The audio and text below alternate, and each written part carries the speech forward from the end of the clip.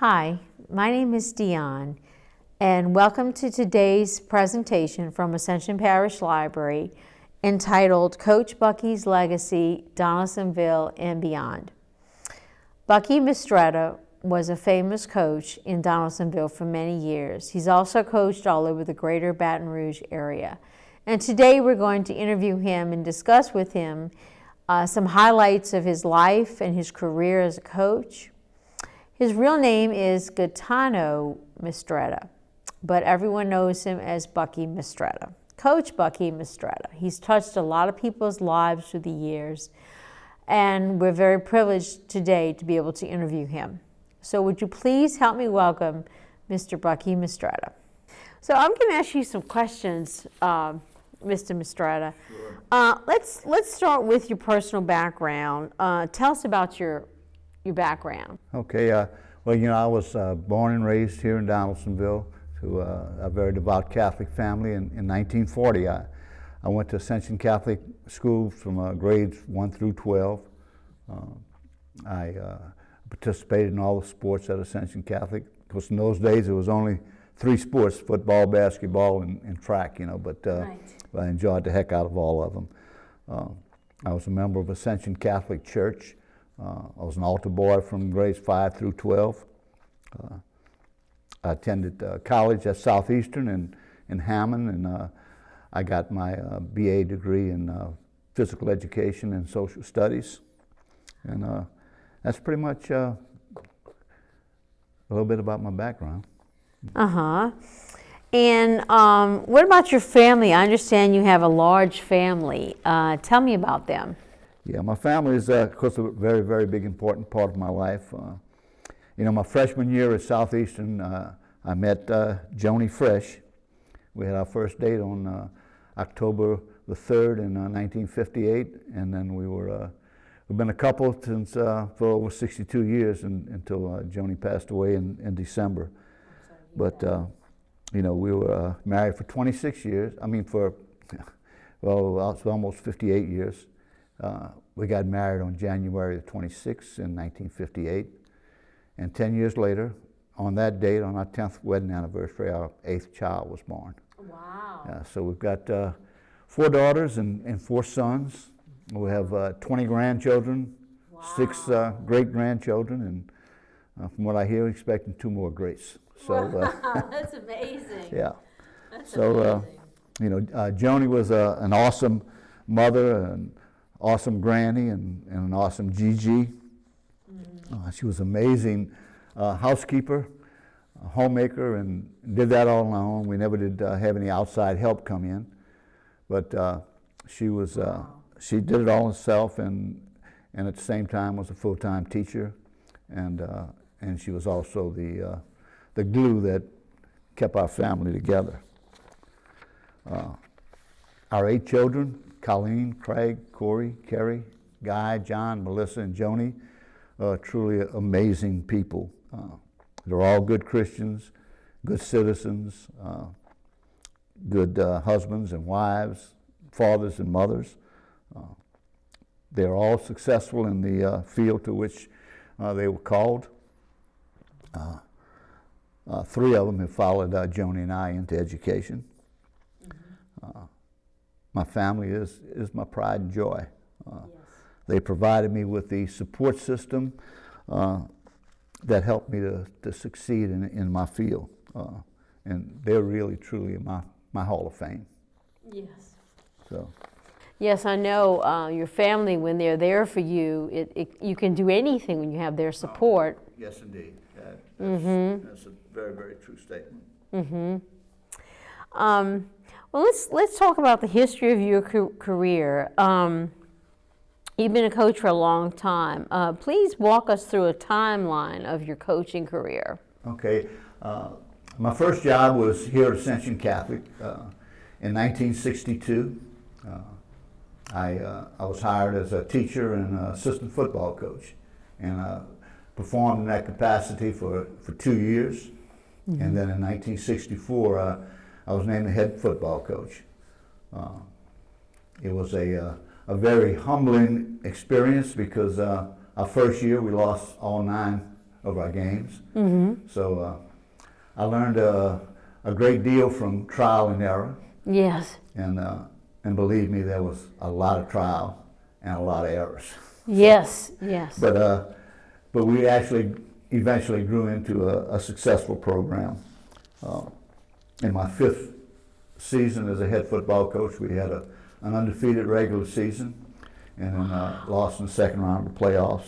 Wow. And then my 10th year in 1973, we won the state championship. And so that was kind of the pinnacle up to that point of my career. That's amazing. And then in 1977, we moved to Baton Rouge, and I became the head football coach at Redemptorist High School, and stayed in that position for 8 years.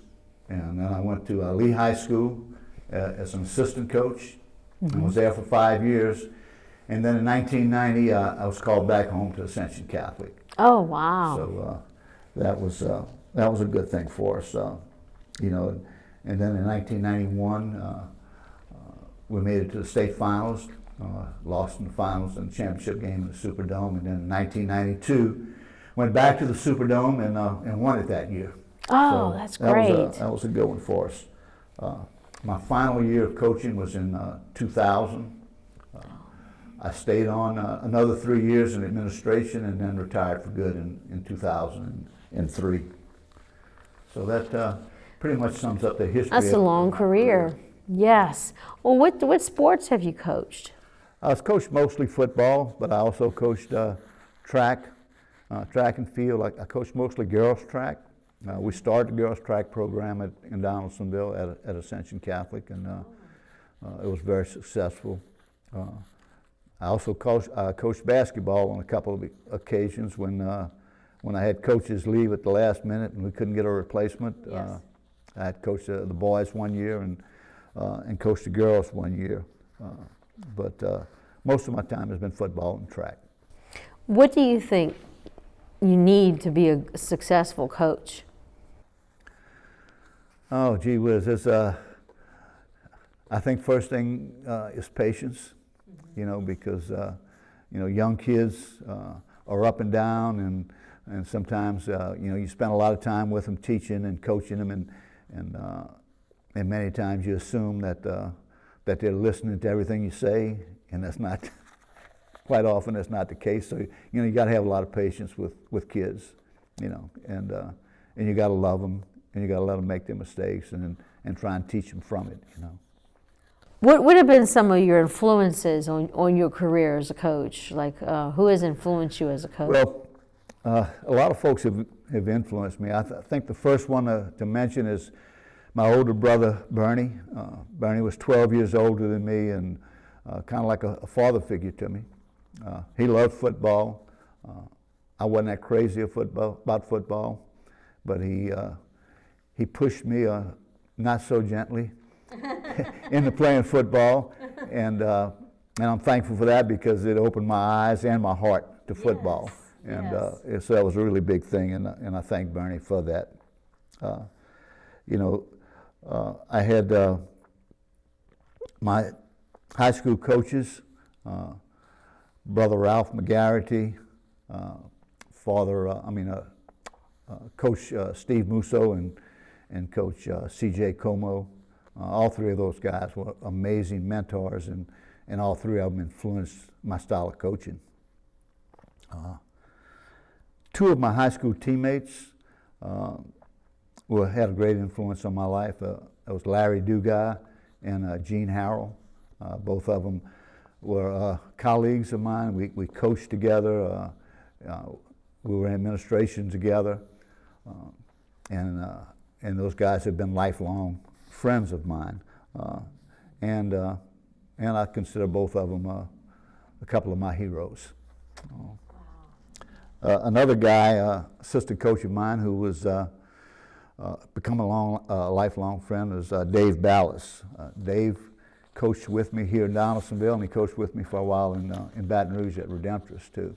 And he and his family have remained close to us through the years. And in fact, we own a camp together at Grand Isle, and we see each other all the time. So, and then of course, that was my top assistant for 25 years. My friend, my confidant, my sidekick, my fishing partner, Coach Billy Weiss. Those that know me know that Coach Weiss and I were very, very tight. He was a one-of-a-kind man. He was a man who not only inspired me, but pushed me to be the best man that I could possibly be, and I'll always, thank Billy for that. Well, quick question. Let's go in more detail about your championships. Tell us about your championships. Okay, the first one in 1973 was very, very fulfilling for me. It was my first step onto the stage in big time coaching, and we had a great bunch of kids. I consider the 1973 team the best team I ever coached. Didn't have the best athletes, didn't have great speed, didn't have great size or anything. In fact, the average weight of the 20 starters on that team was 154 and a half pounds. And people don't believe that, but it's actual truth. Yes. But what they lacked in size and speed, they made up for in intelligence and desire. And they were the most cohesive team that I ever coached. I think they were the definition of team. They were like a machine. They just worked so well together. Great team. So I was, and then when I got back to Donaldsonville in 1991, we went to the finals, lost to a great team from Oak Grove, and then went back the next year and won against one of our district rivals, West St. John. But that team in '92 was by far the most talented team we ever had. Those guys were just awesome. It was a lot of speed, a lot of size, a lot of strength. Great, really great athletes. Kind of guys that coaches want to have a chance to coach. Right. Well, it seems like as a coach, you always have to encourage your team. So you have to have it in you to give to them. Would you say that? Oh, definitely. Football especially is not an easy sport to be a part of. It's the practices are very tough and grueling and grinding, and so you got to kind of instill in kids a desire to play the game and to understand that to be able to play it, you got to be able to practice it, and so you have to constantly be encouraging them, and giving them pep talks and keeping them going, because it's not an easy thing to do. What kept you going as a coach? What was did you do your own pep talks to yourself, or? Oh yeah, that and part of my faith was a big thing that kept me going. Throughout my career and all of my life, really. And let's talk about your faith. How did you cope with the stresses of a 40-year career coaching? Well, the thing that's kept me going throughout my career and throughout my life is the same thing that keeps me going today, and that's my faith. I mentioned in the beginning that I was a cradle Catholic. I was born to a very devout Catholic family here in Donaldsonville. My parents taught me the basics of my religion at a very early age, and then sent me to Ascension Catholic, where I had formal training in my religion from the Daughters of Charity and also the Brothers of the Sacred Heart. So that was fundamental for me. Being an altar boy all through from the 5th grade all through high school helped to cement the foundation of my Catholic faith. And then I went to college and was very fortunate to find and fall in love with a woman who was a very devout Catholic also, and we kind of helped keep each other grounded in our faith. We were together all the time. We went to masses together every week, and that kind of thing. So that was very good. And so that kept your faith kept you grounded and encouraged so that you could pour into your students. Yes, no doubt about that, you know. And so I always try to be an active part of my church. You know, I was on a parish council here. I was a lector. I was a commentator in church. I'm presently a Eucharistic minister. I work with the Hands of Jesus, which is a committee that distributes food to the needy in our community. Yes. And I'm a member of the St. Joseph Society. So I keep pretty active with that, and that helps me going and keeps me grounded. Yeah, well, that's awesome. That's awesome. Yeah. Yeah, the faith is definitely important in someone's life, you know. It can give them what they need to do things on a daily basis, you know. You know, it's been so important in my life, in my public life, my private life, my family life. I just don't know what I would have done without my Catholic faith, you know. Yes. It's been there for me. It's the rock, you know. It's something you can always fall back on, and it's been so good for me. Yeah. Yes, that's awesome. I kind of feel like that God called me to be a high school coach, you know, and I'll thank Him forever for making that happen and giving me that blessing. Would you say it is a calling to be a coach? Would you say that? I think so. You know, I think you find that the people that have been very successful and that have had a positive influence on the kids that they've taught and coached have felt that it was a calling. You know, those that go into it just for the glory of it or that kind of thing, I think don't have the same effect on the kids and on the community that they work in. How many kids would you say you've coached over the years? Oh, gee whiz. Probably a lot. I don't know, 40 years, you know, you're coming across maybe 100 students or so a year. And, in 40 years? Yeah, and 40 or 50 of them are football players or track guys or whatever, you know. So that's a lot of people, yeah. Would you say that being a coach, to some extent, that you may have had to father some of the children? Is that part of it also? Oh, yeah. I think that, you know, a lot of kids that you come across, especially in today's society, don't have a real good home life. Many come from broken homes. In many cases, they don't have a man in their life, you know. So,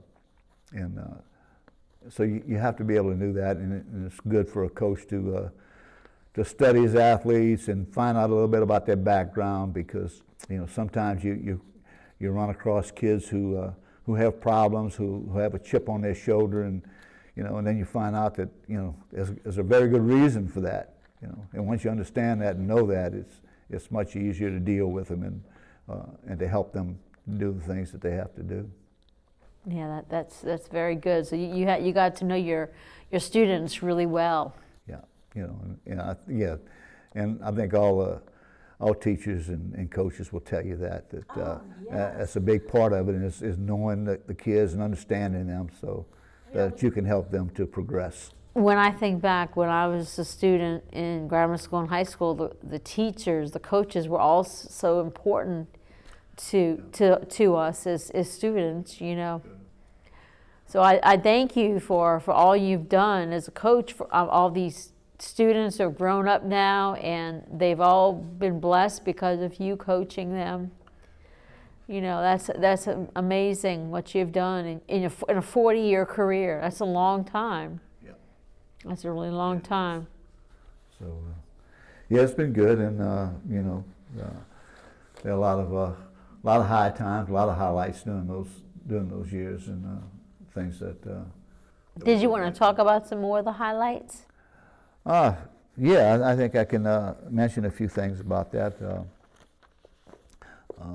First of all, I think the biggest highlight was having the opportunity to work with young men and women and hopefully be a positive influence in their life, you know. You know, getting a head coaching job at Ascension Catholic in 1964, and I was only 24 years old, was huge for me. Yes. You know, that was great, you know. Yes. And then within a couple of years, getting a team in the playoffs for the first time, and the first game being against the #1 team in the state and upsetting those guys. That kind of was like a springboard for the success in later years, you know. And then, you know, we talked about the 73 teams and 92 championship teams. Those were definitely highlights. But you know, I think one of the things too is, I guess probably the last highlight in my life. In 2017, I was inducted into the Louisiana High School Sports Hall of Fame. Oh wow! Yeah, and that's amazing. Yeah, so that was a final tribute, you know, and I think it's a tribute to all the kids, the boys and girls that I coached through the years, and all of my assistant coaches. All of them played a big part in that, and my family especially have a big part of that. You know, I kind of feel like I call my family my Hall of Fame, because they helped me get there, you know, so that's good. Yes. Well, it's been so nice talking with you, Mr. Mistretta. And can I ask you a question? How did you get the name Bucky? Because I know your real name is Gaetano. Yeah, that's kind of an interesting story. When I was first born, my mother's uncle, who lived with us, you know, looked at me and asked what the name was going to be, and she said that she was going to name me after my dad, Gaetano. And Uncle Tony said, "Oh, you can't do that." He said it's a male, so let's call him a little Buck. So Buck became Bucky, and that kind of stuck. What did your students know you as? They knew you as Coach Bucky? Yeah, most of them called me Coach Bucky. Well, that's amazing. That's amazing. Well, it's been great talking with you today, and I would love to talk to some of the students you coached and hear how you helped them. And there's so many of them, you know. Yeah. Coaches make such a difference in students' lives. They really do. They're very important in a student's life. You know, And I think also, like with sports, organized sports, it helps kids so much to be an organized sport. yeah, I try to tell young coaches that I deal with all the time to be so careful about the things that they say and the things that they do, and you know, the example that they give, because you never know if those kids are listening. Yes. The ones that you think are not there, they hear every word you say. You know. Right. You know, I've had so many kids through the years get in touch with me and tell me what you know, how much it meant to them, for me to be in their life, and what it did for them. And some of them were kids that I would never have expected from. Wow. Some of them were kids that I had a lot of trouble with, that I had to use a lot of discipline with and all. And yet, you know, those more than any others are the ones that come back and thank me for keeping them out of trouble and doing the things that I did for them. So Yes, you gave them what they needed. yeah, you know, so that's kind of rewarding. You know, Very you don't rewarding. make a lot of money doing this, but you impact but a there's lot of lives. Yeah, and that's You impact a that's lot a of big lives in a reward. lot of positive ways, you know. so. That's amazing. That's amazing. Well, it was nice talking with you. It's nice meeting you, Same here, Mr. Ms. LaVoy. Mistretta. We're grateful to you to come today and give this presentation with us. Thank you for tuning in today to Coach Bucky's Legacy, Donaldsonville and Beyond. Remember to like, subscribe, comment, and share the library's videos. We look forward to seeing you again at the library's next program. I'm Dion, and I'm signing off. See you next time. Bye-bye.